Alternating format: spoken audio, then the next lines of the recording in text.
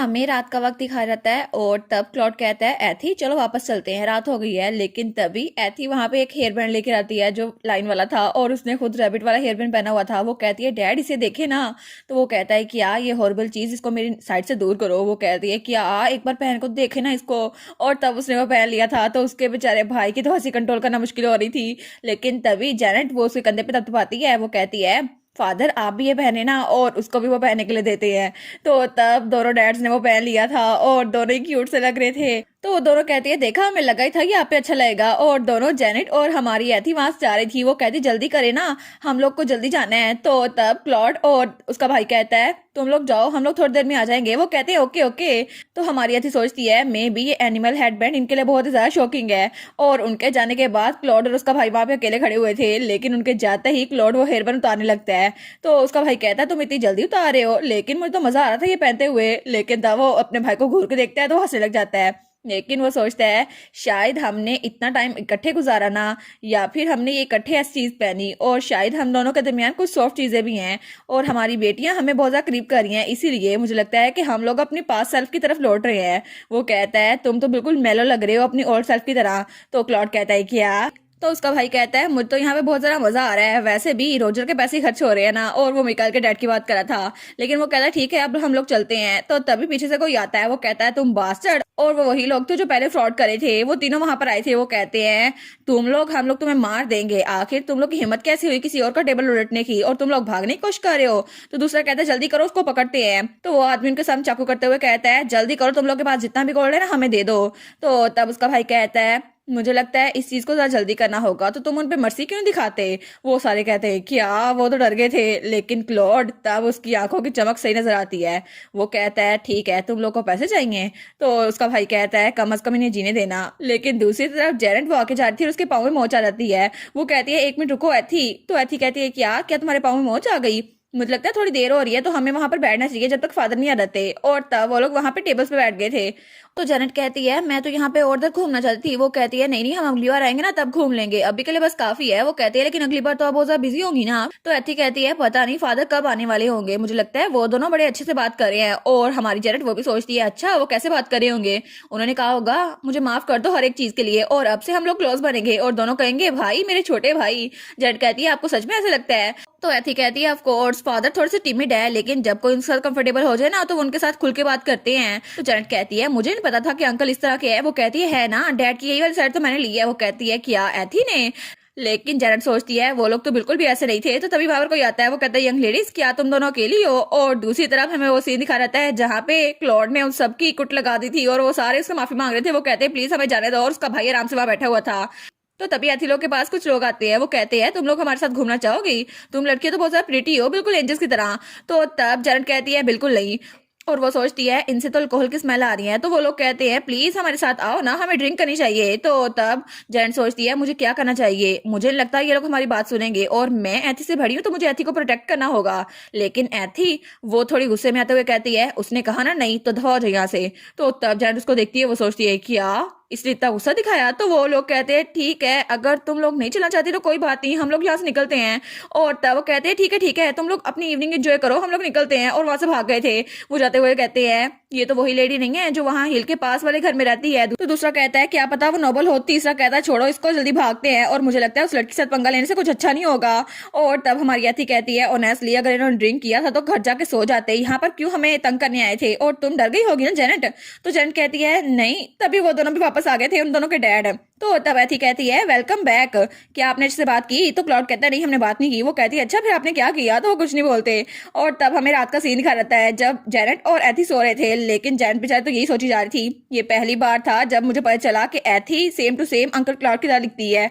और तब हमें अगले सुबह का सीन दिखा रहता है और वहां पे क्लॉड अकेला बैठा हुआ था। तभी हमारी एथी की आवाज आती है डैड डैड। तो वो उस तरफ देखता है। तो एथी वो भागते हुए आती है। वो कहती है मुझे आपसे एक सवाल पूछना था, क्या आप बता सकते हैं कि मेमोरीज ट्रांसफर करने के लिए कितना मैजिक लगता है? और वो तो सीढ़ियों से भागती हुई आ रही थी, लेकिन वो उससे वही सवाल पूछ रही थी। तो तब उसके गाल पे आटा लगा हुआ था क्योंकि वो कुकीज बना रही थी। तो क्लॉड कहता है तुम्हारे गाल पे आटा लगा है। वो कहती है थैंक यू, लेकिन वो कहता है तुम पूछ क्यों रही हो? तो एथी कहती है वेल आप हमेशा मैजिक के जरिए मुझे मॉम दिखाया करते थे है ना? तो क्लॉड कहता है क्या तुम्हें पता था? वो कहती है जी जी मुझे पता था, ऑफ कोर्स मुझे पता था, क्योंकि जब भी मैं आपके साथ होती थी ना तभी मुझे मॉम नजर आती थी और मुझे लगा था शायद ये इसीलिए है। और मैं मॉम को वर्ड ट्री के अंदर भी मिली थी, याद है ना आपको? और इसीलिए मुझे लगता है कि जब मैं आपके साथ होती हूँ ना तभी मुझे ख्वाब आता है। तो क्या आप मुझे बता सकते हैं कि इसमें कितना सारा माना लगता है? तो क्लॉड कहता है अच्छा लेकिन तुम पूछ क्यों रही हो? और वो बेचारा थोड़ा एम्बेरस हो गया था। लेकिन दूसरी तरफ हमारी जेनेट वो तो कुकीज बना रही थी। वो कहती है आपको पता है ना जेनेट ने कहा है उसने कभी अपनी मॉम को नहीं देखा, तो मैं बस यही सोच रही थी कि मेमोरी ट्रांसफर के जरिए उसको भी अपनी मॉम नजर आ जाए। और तब उसके सामने उसका अंकल बैठा हुआ था, क्लॉड का भाई। वो कहता है मेरे पास मैजिकल पावर्स नहीं है तो ये बहुत ज्यादा डिफिकल्ट होगा। तो हमारी हीरोइन वो तो नहा धो के आ गई थी। वो कहती है सच में आप कोशिश तो कर सकती है ना? लेकिन वो कहता है और first of all your highness crown princess, आपको थोड़ा कॉशियस होना चाहिए। अगर आपने कोई ऐसी हरकत की ना तो सबको लगेगा कि आप ट्राई कर रही हैं। वो कहती है ऐसा कुछ नहीं हो सकता, लेकिन वो उसको इग्नोर कर देती है और उनकी बातें सुन रही थी। तो उसका फादर कहता है ठीक है तो मैं तुम्हें बता देता हूँ। तो हमारी अथी कहती है फिर मैं ट्राई करती हूँ और अपने अंकल का हाथ पकड़ती है। वो कहती है ठीक है मैं मैजिक ट्रांसफर करती हूँ। लेकिन क्लॉड वो तो घूर घूर के देख रहा था उनको, लेकिन तब उसका अंकल हाथ भी चला लेता है। तो हमारी अथी कहती है क्या मैंने कुछ ज्यादा मैजिक ट्रांसफर कर दिया कि ये काम कर रहा है? तो उसका अंकल तो बस घबरा गया था। वो कहता है इतना मैजिक ट्रांसफर किया मैं तो मरने वाला था, लेकिन ये ऐसे एक्ट कर रही है जैसे ये बिल्कुल भी डेंजरस नहीं है। तो हमारी अथी कहती है क्या मैं फिर से ट्राई करूं? तो वो कहता है बिल्कुल नहीं, कोई ट्राई करना, ये अगर इतना डिफिकल्ट है ना तो बस इस सब्जेक्ट को ड्रॉप कर देते हैं। वो कहती है ठीक है तो डैड आप ट्राई क्यों नहीं करते, शायद आपके लिए पॉसिबल ना हो। वो कहता है वेल वो कहती है जी जी अंकल तो फ्रेल है ना तो मे भी उनके लिए इतना हार्ड ना हो। तो क्लॉड अपना हाथ बढ़ाता है। वो कहता है ठीक है अपना हाथ दो मेरी तरफ। तो तब उसका भाई हाथ खड़ा करता है, कहता है अगर तुम मेरा हाथ ही पकड़ना था तो पहले बता देते। और ये तो उसके प्राइड का मैटर था। तो हमारी सोचती है क्या मैंने कुछ गलत कह दिया?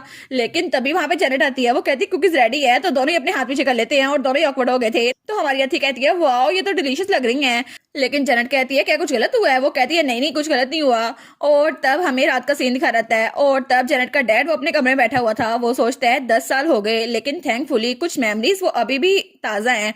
और उसके याद आता है जब उसने जेनेट को उसकी मॉम की पिक दिखाई थी और उसने कहा था वाह मॉम की आंखें तो ग्रीन है बिल्कुल मेरी तरह, तो क्या मैं मॉम पे गई हूँ? तो वो कहता है क्या? तो वो कहती है मॉम किस तरह की इंसान थी? तो वो सोचता है एक ऐसी लड़की जो अपने फियांसे के ब्रदर को सिड्यूस करे एम्प्रेस बनने के लिए। लेकिन वो उससे कहता है वेल वो बहुत ज्यादा ब्रेव थी और उसकी आंखें बिल्कुल ड्रीम से चमकती थी।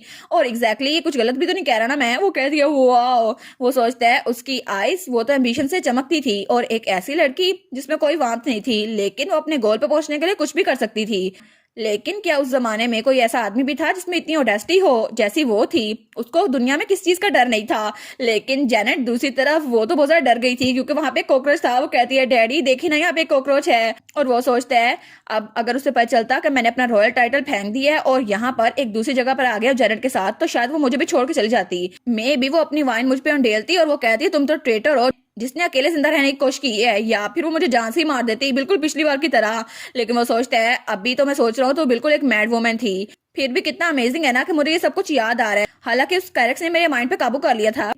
लेकिन वो सोचता है फिर भी मुझे लगता है कि वो सच में ऐसी लड़की थी जिससे मैं बहुत ज्यादा प्यार करता था और मेरे पास अब रेग्रेट करने का कोई टाइम नहीं है क्योंकि उस वक्त मैंने तो अपने दिल को भी काबू नहीं किया और पास के एक घोस्ट के जरिए इंस्लेव हो गया और अपनी फैमिली को बिट्रे किया और एक ऐसी लड़की के प्यार में पड़ गया जो मेरे भाई की फियांसे थी और इस तरह मैं अपनी जिंदगी जीता रहा। लेकिन अब मैं कुछ चेंज नहीं कर सकता। एटलीस्ट अब मैं जेनेट को अच्छे से भरा तो कर सकता हूँ ना बिना किसी रेग्रेट के। लेकिन जब भी वो सामने देखते हैं ना तो वहां पे क्लॉड बैठा हुआ था। वो कहता है क्या तुम कहाँ से आ गए? तो क्लॉड कहता है मैंने 2 दिन बाद दस्तक दी थी, तुमने दरवाजा नहीं खोला तो मैं यहाँ पर आ गया। वो कहता है अच्छा ये यहाँ पर आए क्यों और ये वोडका क्यों लेके आए हो, क्या मेरे साथ ड्रिंक करने का इरादा है? वो कहता है हाँ हाँ मैं बस यहाँ पे इसलिए आया था।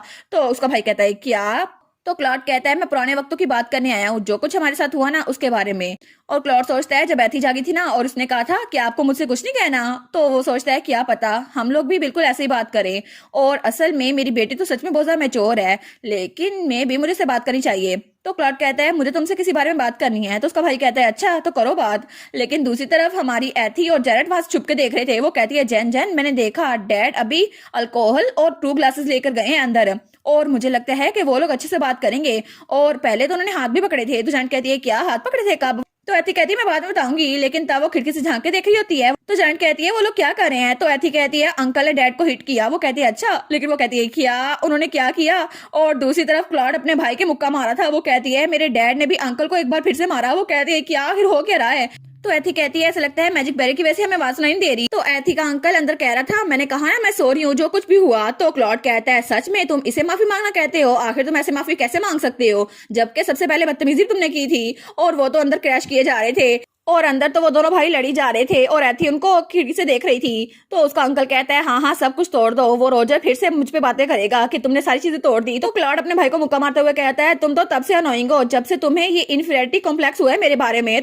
तो उसका भाई उसको लात मारता है, वो कहता है मुझे भाई कहो, तुम भाई भी नहीं कह सकते। और दोनों लड़ी जा रहे थे, वो कहता है तुम पहले नॉक्शियस थे, दूसरा कहता है बिल्कुल नहीं तुम जरा पैटी थे, वो कहता है मैं कब था। और दोनों आपस में इतना ज्यादा लड़ी जा रहे थे बिल्कुल भाइयों की तरह। वो कहता है ठीक है अगर मैं तुम्हारी कोई चीज तोड़ी भी थी ना तो तुम हमेशा रोते क्यों रहते थे। और इस तरह वो बेचारे लड़ी जा रहे थे। तो पीछे से जान कहती है एथी, तो एथी कहती है अरे हाँ। वो सोचती है अब मैं इसको कैसे एक्सप्लेन करूँ, वो कहती है मुझे माफ कर देना कि मैंने तुम्हें बताया नहीं है। तो जेंट कहती है हाँ मुझे लगता है कि मुझे समझ आ रही है। और दोनों खिड़की से अंदर देख रही हैं और अभी तक दोनों भाई एक दूसरे की तरफ उंगली किए जा रहे थे।